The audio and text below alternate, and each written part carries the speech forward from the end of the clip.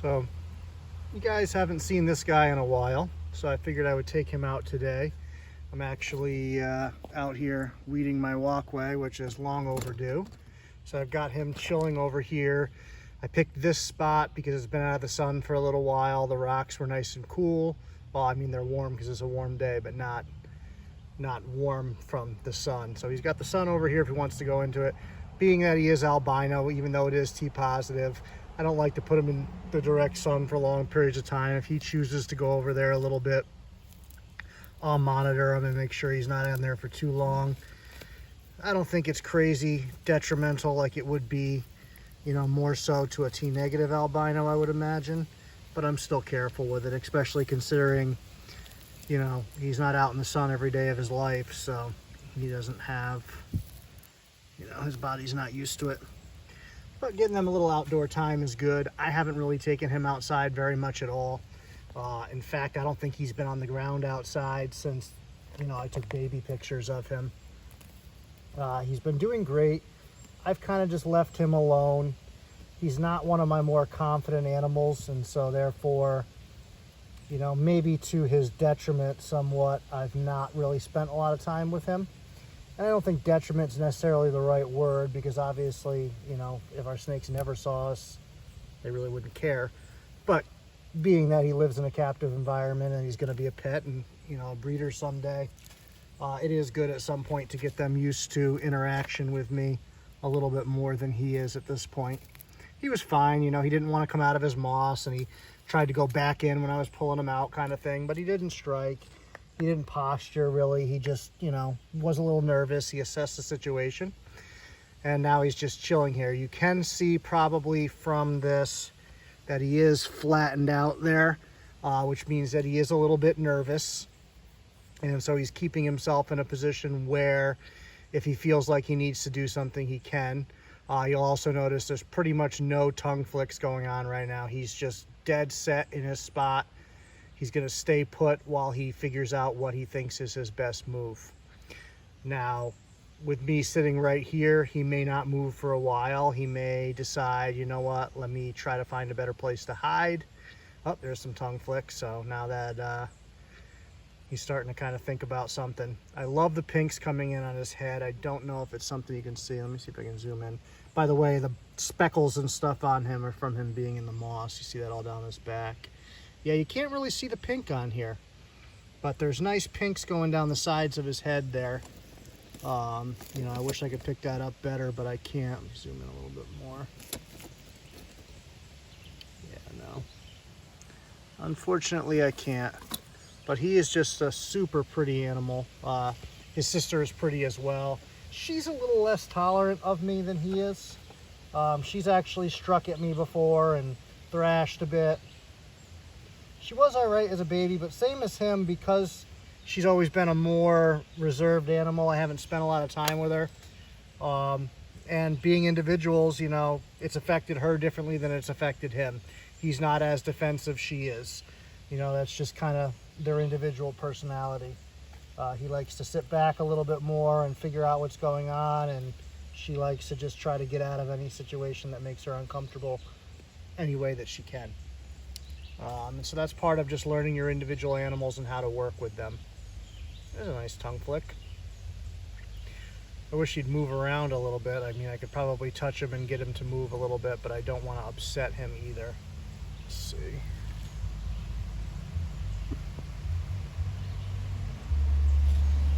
Trying to encourage a little bit of movement, but you can see he's still staying flattened. He's still staying in a position where he feels like he can defend himself. I have wanted T-positive albinos since the first time I ever saw T-positive albinos, T-positive ivories, since the first time I saw them. So I was so happy to finally make my own and to make two of them. I actually made three, but the third one was from a different clutch and failed to thrive. But these two have done fantastic. And they're very pretty, and they're a little bit different. Actually, his tail has gotten a lot whiter as he's gotten older, but her tail was like crazy white from hatch. I haven't actually had them out side by side in a while. If I had thought about it in advance, I would have grabbed her for this. so you can see them both. Maybe next time I have them outside, I'll try to grab both of them. Yeah, his tail is coming a lot whiter down there at that tip. You know, right there. Yeah, he's being pretty good. He would probably let me pick him up. He would probably still look very nervous and be very nervous. But sometimes just spending time near them like this, where they get to observe you and observe your movements and, you know, have your smell around and, you know, whatever it is, the visual, all that stimulation, and have it be a non-negative experience, can sometimes do wonders in and of itself. You don't necessarily have to be hands-on to have an interaction that actually works towards, you know, better handling with them. Sometimes when you try to force them past their comfort zone too quick, you undo all the work that you've been doing, and, you know, you create a problem essentially. So I try to kind of stay back and work with what's comfortable for them. So like I said, right now I'm just kind of letting him sit here with me around, mixing in a little gentle touch every now and again just to see how he reacts to it. You know, so far so good. I mean, he's moving away, he's rigid. You know, he's positioning his head, but he's not striking, and he's not, you know, thrashing his body around, which means that he's thinking that something's happening, something's stimulating him, something he's not comfortable with, but he's waiting to see if he needs to react negatively or not. So as long as I don't push him to a point where he gets more uncomfortable and feels like that's what he's got to do, he'll probably just chill here like he is. Like I said, eventually, obviously, I have to pick him up to take him inside, but I'll do it in a manner that's, you know, as least intrusive as I can. You know, I don't even mind, you know, I don't use hooks on my older animals or anything, but I don't mind when they're babies sometimes doing that if that's what it takes to have them focus that negative energy on a different object. You know, a lot of people tap train, and their goal of tap training is just breaking a food response and not having the hook be a negative thing. Whereas me and how I use a hook with these guys anyways is that if I feel like touching them is going to create a negative response, I'd rather have that negative energy focused on that object than me, and have that be associated with that negative energy. I don't need a hook to break their food response. I've never had a blood or short tail that doesn't break their food response just by using my hand. Now, I'm not telling you, if you're used to using hooks, to not do that by any means. I'm just saying how I do it. I find out of all the species I've worked with, bloods and short tails, African rock pythons, I've never had them confuse me for food ever. That doesn't mean I don't go in their cage and they won't come forward with a food response, but I'm able to touch them and immediately that touch turns that off.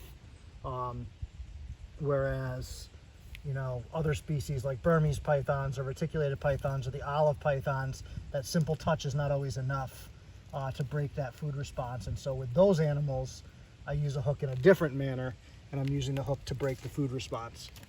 So even though it's the same tool, you have multiple ways that you can use it with different animals depending on, you know, what your end game is. A blood or short tail never gets so large that, you know, it's dangerous to go in there and risk taking a food response bite. I'm not saying it's pleasant, but you know, they're not a big enough animal where they're gonna get you on the hand and drag your body into their cage. Whereas, you know, an 18-foot retic or a, you know, 14-foot rock python could very easily do that if they so desire. So it's a little bit different ball game when you're breaking a feed response there than when you're breaking it with these guys. But like I said, he seems to be doing really well. Move my fat ass down a little bit so I can reach the next level. Let's see what happens. We'll give him a little more touching. Maybe extend it a little bit longer. So you can see he's very uncomfortable. In his mind, the wheels are turning. He's deciding. He's closer to striking now than he was the first two times that I touched him. And not closer meaning he's quicker to do it now. It just means he's getting himself into a position where if that's what he needs to do, he's ready. So as I said, if you were going to use the hook to break, I have it out here. You know, with him, I might use it something like this, where I'm just sliding it underneath of him and starting the process of picking him up with the hook, seeing how he's going to react. He's reacting fine. So now I'll get him with my hand, and you know, now he's good. So that's something you can do to just kind of change the situation without your hand being the first thing that grabs him. And he's still nervous. You can see he's moving around kind of rapidly, jerking motions with his head, tongue flicks on and off. So he's still assessing and still deciding what he needs to do. And you know, he could fire off and bite me at some point, and that's okay. You know, I don't think he's going to, but it doesn't mean that he won't.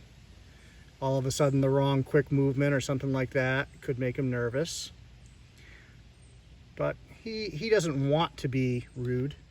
He's just a nervous animal right now at this stage in his life. Zoom out a little bit so you can see him a little better. But something like this, and now, you know, I'll put him down and let him, you know, move away and do his thing. And, you know, he's not moving off crazy far, so you can tell he's not super nervous. But that was a good little interaction. It wasn't that long, just enough to let him know that I don't intend to hurt him. And that'll go in that little brain of his and store that for later. And you do that so many times, and each time, you know, eventually they get better and better typically. Especially with species that are a little more intelligent. They'll start to learn and understand and anticipate what you're going to do. And then they also learn how to signal you when they've had too much or they're not in the right mood. And as long as you read that body language and you react appropriately, that's part of the way that you build a relationship with them, to where they start to trust you more and more, and they know that if they get in a situation where they're uncomfortable, they can let you know, and that you'll, you know, smooth things over or slow things down for them and have them be comfortable again. So that's what building relationships does. And like I said, I enjoy spending time with the snakes in any way that I can. And so right now I'm getting work done, I'm shooting a video, and I'm hanging out with my animal. So I'm getting 3 things done at once, which is really awesome. You know, sometimes you have to do things like that. I have a very busy lifestyle. I have a lot of animals that I'd like to spend time with. And so even if I spent, you know, 5 minutes a week with each one of them, you know, that ends up being about 10 hours or something crazy. You know, I don't know what it is. Was that 12? I'd be able to do 12 per hour, you know? So yeah, it's about 10 hours a week if I wanted to spend just 5 minutes with each of my snakes. So you have to find ways, creative ways to do that. And obviously I have, you know, a bunch of snakes that have no interest in hanging out with me at all. So that's not a big deal. But the ones that I really like, animals like this, I do want to work with more and find time for him, even if it's 20 minutes a week for this animal, and do it. So this is a cool opportunity to do a few things at once. So you guys can check them out a little more. And I'll cut this short because it's pretty long for this segment. But I just like them so much, and I wanted to talk a little bit about some of the things that I do when working with them. So sorry you can't see that awesome pink head. That really sucks for you, because that thing is amazing.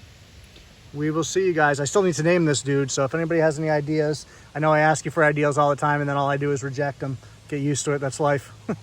But I am very picky on names, and I haven't come up with anything for him yet. See ya.